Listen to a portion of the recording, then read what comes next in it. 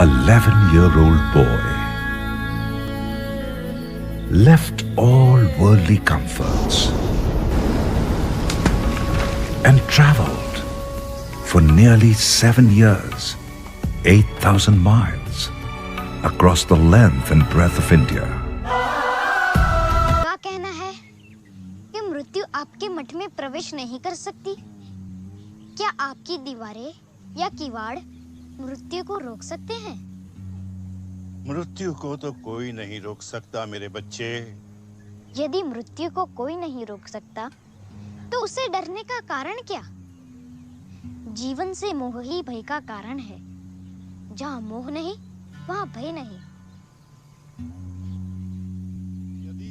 महंत जी बाल योगी से प्रभावित हुए, लेकिन अगर उन्हें अंदर आना स्वीकार न था तो महंत जी भला क्या करते?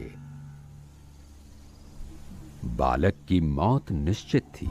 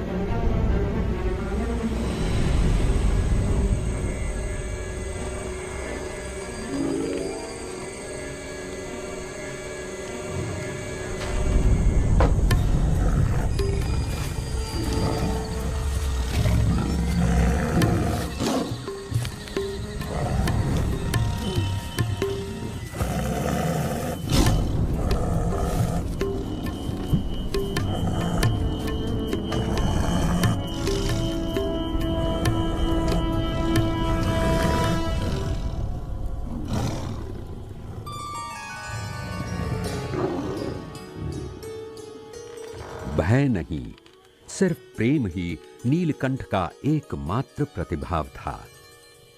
उनके आध्यात्मिक प्रकाश ने हिंसक सिंह को अहिंसक बना दिया। नीलकंठ भीतर से शांत थे, इसलिए बाहर भी उनके आसपास शांति व्याप्त हो जाती थी।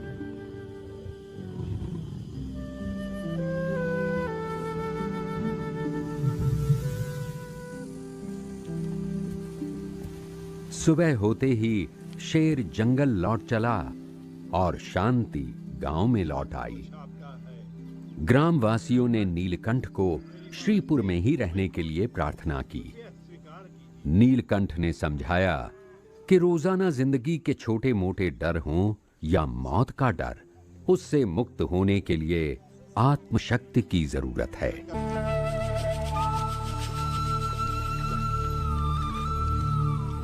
लेकिन नीलकंठ के लिए जीवन का सही मर्म शब्दों में नहीं था, किंतु जीव प्राणी मात्र के प्रति प्रेम की मूक भाषा में था।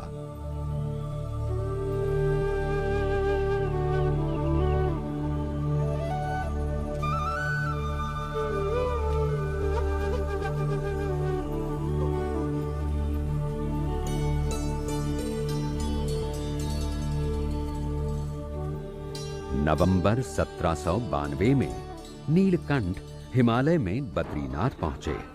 तब शीतकाल शुरू हो गया था। पूरा बद्रीनाथ थोड़े ही दिनों में बर्फ से ढकने वाला था। पूरा गांव नीचे गर्म स्थानों की ओर उतरने की तैयारी कर रहा था। नीचे चले जाना चाहिए।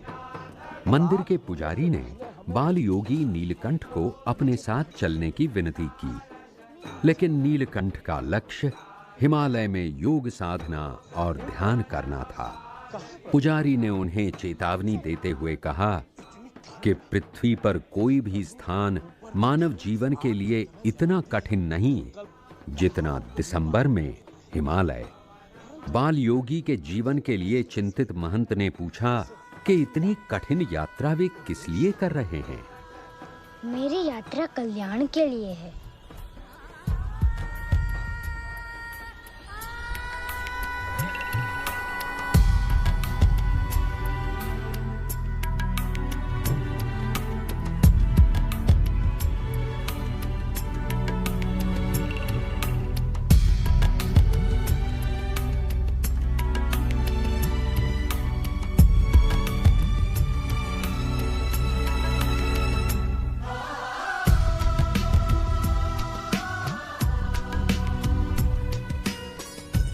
अकेले ही नीलकंठ ने पृथ्वी की कठोरतम जगह में सबसे घातक मौसम में प्रवेश किया।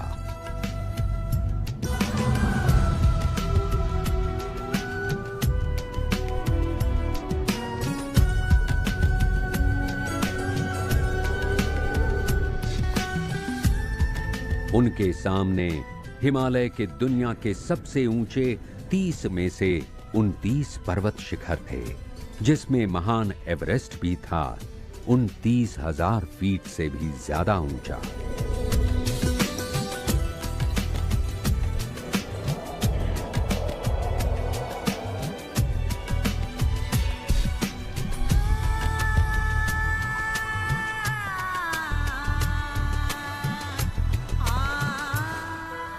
शून्य के नीचे 40 डिग्री तापमान में जब 100 किलोमीटर प्रति घंटे की तेज रफ्तार से कातिल हवाएं फुंकार रही हों, तब 20 मिनट भी खुले में रहना मौत का निमंत्रण है। किंतु नीलकंठ नंगे पांव खुले शरीर कैसे जीवित बच गए, ये आज तक एक रहस्य बना हुआ है। भयानक बर्फीली घाटियों को पार करके नीलकंठ ने दर्शन किए पवित्र शिखर कैलाश के।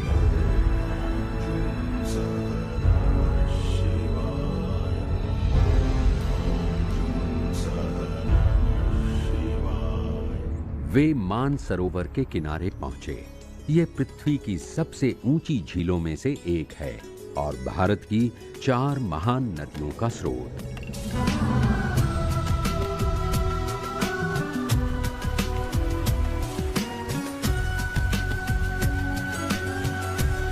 नेपाल के अन्नपूर्णा क्षेत्र में नीलकंठ पृथ्वी की सबसे गहरी घाटी से गुजरे।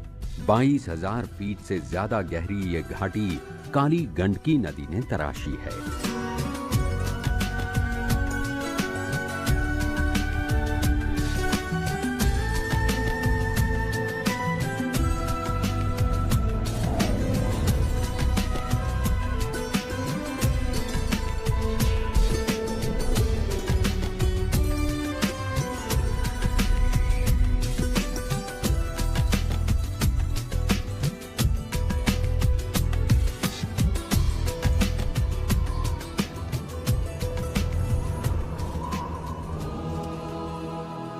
पर्वतों की ऊंचाइयों में नीलकंठ मुक्तिनाथ पहुंचे।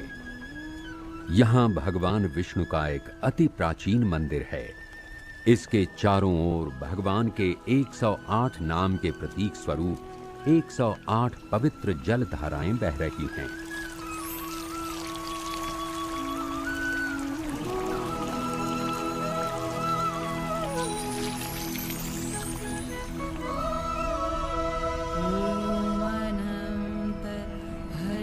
यहां नीलकंठ ने अपने जीवन की कठिनतम तपश्चर्या प्रारंभ की। इस विलक्षण तप मुद्रा में निश्चल ध्यान मग्न नीलकंठ मन और शरीर से परे हो गए। समय के साथ ऐसी आध्यात्मिक साधनाएं उनके जीवन का प्रमुख अंग बनी रही। आज मैं आसाम में हिमालय में 4 वर्ष बिताने के बाद नीलकंठ पूर्व भारत की ओर चल पड़े। उनके वचनों को सुनने शहरों में लोगों की भीड़ उमड़ पड़ती थी। धर्म स्थानों में जाकर नीलकंठ लोगों को अंधविश्वास और अंधश्रद्धा से मुक्त करके उनमें सच्ची भगवत श्रद्धा सुदृढ़ कराते रहे।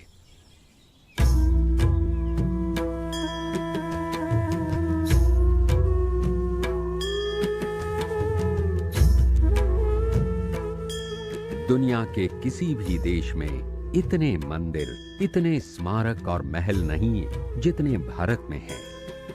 प्राचीन काल से भारत में ऐसी वास्तुकला विकसित हुई जिसके द्वारा भव्य भवनों का निर्माण हुआ। पत्थर के बड़े बड़े स्तंभ और गुंबद बने जो हजारों वर्षों तक रहेंगे। इसमें असीम शक्ति और लावण्य का संगम है।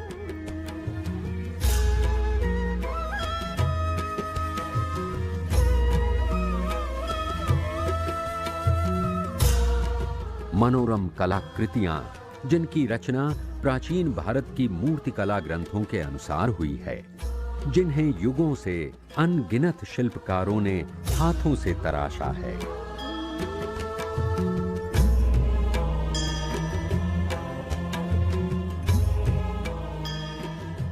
देश का हर कोना अलंकृत है सुंदर स्मारकों से, महलों से और पत्थरों के अभेद्य दुर्ग से।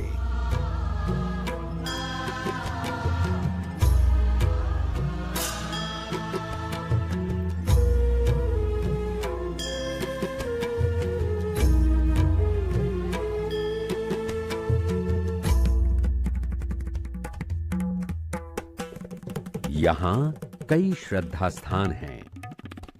भारत मंदिरों, गिरजाघरों, मस्जिदों और शिवालयों का एक पुष्प गुच्छ है। युगों से कला की विभिन्न परंपराएं यहां फली फूली। सुंदरता की ऐसी पच्चीकारी जो शायद और कहीं नहीं देखी जा सकती। 13वीं सदी में बना हुआ खजुराहो का मंदिर हजारों शिल्पों, अभिकल्पों, आकृतियों का एक अद्भुत संयोजन है। ताजमहल, जिसे दुनिया का एक आश्चर्य कहा जाता है और जो दुनिया भर में सबसे सुंदर परिमाण में बना स्मारक है। सांची का स्तूप, गौतम बुद्ध के सम्मान में इसे 2000 वर्ष पहले बनाया गया था। बौद्ध अनुयायियों के लिए यह एक महत्वपूर्ण तीर्थ है। प्रसिद्ध सिख तीर्थ अमृतसर का स्वर्ण मंदिर, जो सोने से आवृत है, और इलोरा में कैलाश की चमत्कृति, जिसे एक ही पहाड़ी चट्टान से तराशा गया है। इसे बनाने में 150 साल लगे थे। इन मंदिरों एवं स्मारकों के उपरांत नीलकंठ पूर्व भारत के भयानक बरसाती जंगलों से भी गुजरे। हमेशा की तरह वे गोरक्ष आसन में निश्चिंत होकर सोते। वे बंगाल के सुंदरवन के जंगलों से होते हुए चलते रहे। घर छोड़ने के लगभग 5 साल बाद नीलकंठ पूर्वी भारत में जगन्नाथपुरी पहुंचे। यहां के राजा मुकुंद देव नीलकंठ से मिले और उन्हें रथ यात्रा के उत्सव में आने का निमंत्रण दिया। जगन्नाथपुरी के इसी रथ यात्रा उत्सव की विशाल भीड़ और विशाल रथ ने जन्म दिया अंग्रेजी के शब्द जगरनॉट को।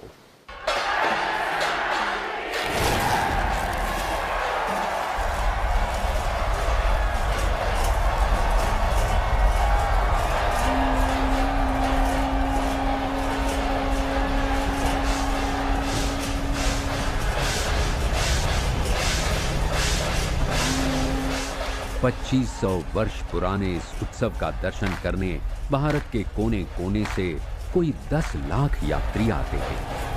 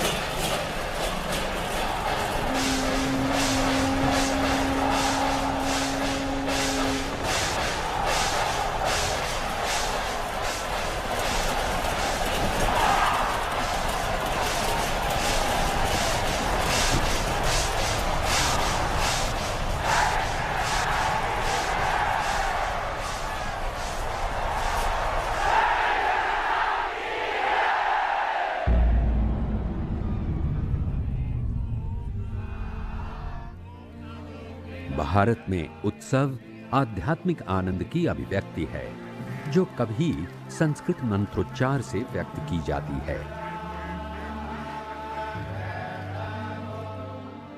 नए साल की शुरुआत होती है अन्नकूट उत्सव से, जिसमें हजारों शाकाहारी व्यंजन भगवान को अर्पण किए जाते हैं। प्रकाश का उत्सव दिवाली, जिसे आसुरी पर दैवी तत्व एवं अंधेरे पर प्रकाश की विजय के रूप में मनाया जाता है। पूरा भारत जगमगाते दीपों और आतिशबाजियों के साथ आनंद से भर जाता है।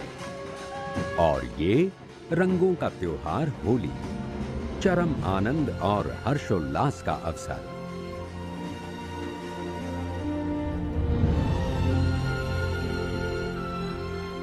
भारत में लावण्यमय मुद्राएं, भव्य उत्सव या मंदिर के भव्य प्रवेश द्वार, सब कुछ भक्ति के ही विविध स्वरूप हैं। दक्षिण में नीलकंठ रामेश्वरम के प्रसिद्ध मंदिर में पहुंचे। 12वीं सदी में निर्मित इस मंदिर में लगभग 1 मील लंबी पत्थर की परिक्रमा है, जो दुनिया में सबसे लंबी है। भारत यात्रा करते करते नीलकंठ ने देखा कि भारत के लोग the age-old truth, where the stepwell transforms into the courtyard of the heaven, where water plays with children,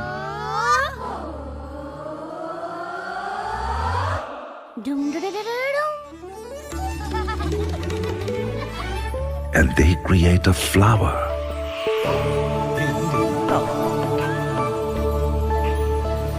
But the Devtas from heaven are furious to destroy the flower. We're turning the pool into an ocean, and the ocean into a tsunami. Stones into fire, and water into volcano. Whooshing off everything, slicing the sky with piercing rays, and exploding it. But who wins? The flower or the power? Celebrate the victory with melodious music, colors, and dancing fountains.